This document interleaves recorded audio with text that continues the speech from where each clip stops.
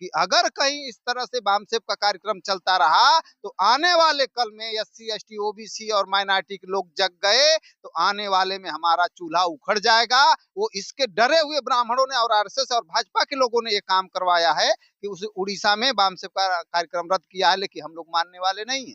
कि समय और परिस्थितियों के अनुसार जो हमें कहेगा वो हम करने वाले हैं। हम लोग संविधान के दायरे में रहते हैं और संविधान के दायरे में रहते हुए हक अधिकार की लड़ाई लड़ेंगे। लेकिन अगर मनुवादी नहीं माने, वो भी दिन अगर आ जाएगा तो हम लोग पीछे नहीं रहेंगे।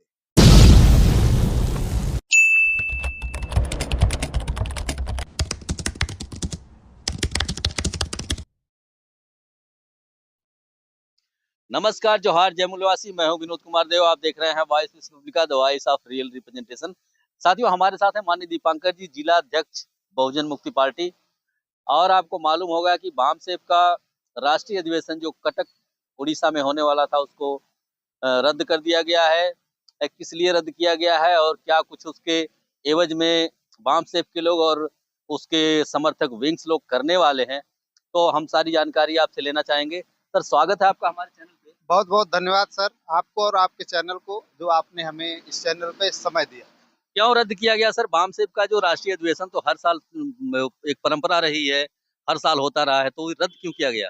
अभी जैसे इसमें एक बहुत बड़ी राजनीति पे रणनीति है, और रणनीति ये है कि हमारे जो बहुजन समाज के लोग हैं, जो पूरे देश में अभी आप देख रहे होंगे कि जो देश में जो संसद से लेकर के और गांव स्तर तक जो बातें की जा रही है, वो बातें जो उड़ीसा में होने वाली थी, जो इसके पहले बामसेफ के कार्यक्रम में लोगों को जागरूक किया जाता था, वो चर्चा संसद से लेकर अब गांव तक होने लगी है।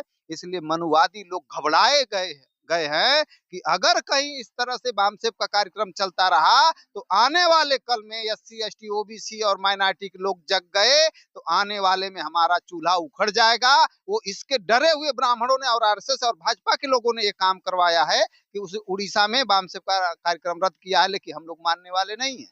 क्या कारण रहा सर बामसेफ का ये अधिवेशन रोकने का, रद्द करने का क्या कारण रहा है? सबसे बड़ा कारण वही है, क्योंकि मनुवादों की जड़ें अब उखड़ना शुरू हो गई। हर कोई सवाल करना शुरू कर दिया है कि जो हमारी जो सरकारी नौकरियां हैं, जो एससी, एसटी, ओबीसी को जो भागीदारी मिलनी चाहिए, वो भागीदारी पर कौन लोग बैठे हुए हैं, उसकी चर्चा हो रही है। तो जो चर्चा में जो लोग मलाई खा रहे हैं, उनकी मलाई खतरे में पड़ रही है, इसलिए वो इस कार्यक्रम को रोक रहे हैं।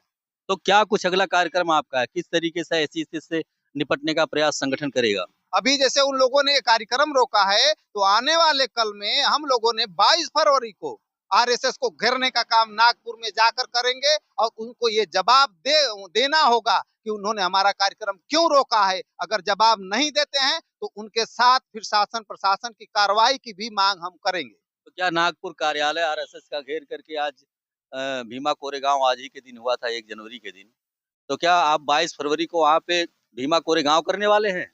अगर देखिए होता क्या है कि समय और परिस्थितियों के अनुसार जो हमें कहेगा वो हम करने वाले हैं। हम लोग संविधान के दायरे में रहते हैं और संविधान के दायरे में रहते हुए हक अधिकार की लड़ाई लड़ेंगे। लेकिन अगर मनुवादी नहीं माने, वो भी दिन अगर आ जाएगा तो हम लोग पीछे नहीं रहेंगे। ओके सर, बहुत बहुत धन्यवाद। बहुत बहुत धन्यवाद सर। साथियों, आप थे माननीय दीपांकर जी और आपने देखा कि 22 फरवरी को बिल्कुल जाने का प्रोग्राम ये लोग का मन बना चुके हैं ये लोग। ऐसी परिस्थिति में जो बामसेफ का अधिवेशन रद्द किया गया है, ऐसी परिस्थिति में जो सिचुएशन निर्माण हो रही है, जो बातें चल रही है समाज के अंदर, आपके एरिया में क्या कुछ चल रहा है, कमेंट बॉक्स में जरूर दीजिएगा। मिलते हैं अगली वीडियो में, तब तक के लिए नमस्कार, जोहार, जय मूलवासी।